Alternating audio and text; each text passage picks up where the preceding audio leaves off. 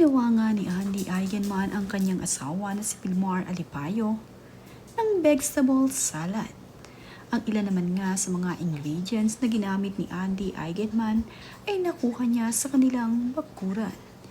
Kagaya na nga lamang ng malunggay na sahog sa kanyang ginawang salad, ay dito lamang niya namitas sa kanilang bakuran.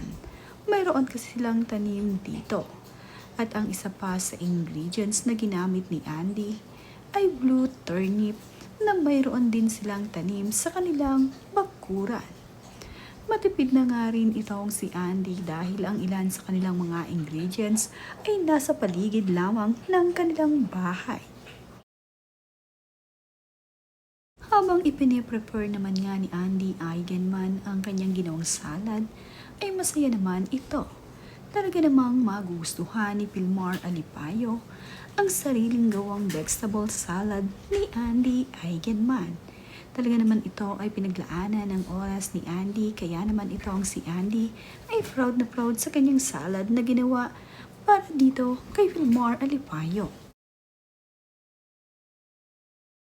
Bago naman nga ipatikim ni Andy Eigenman dito kay Pilmar Alipayo ang kanyang ginawang vegetable salad, ay siya muna ang titikim nito upang malaman nga ni Andy kung mayroon nga bang kulang sa lasa ng kanyang ginawang vegetable salad.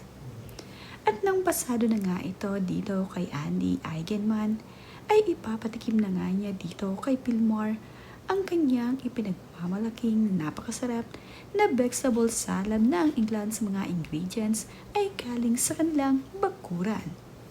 Excited naman nga itong si Pilmar Alipayo na matikman ang ginawang salad ni Andy.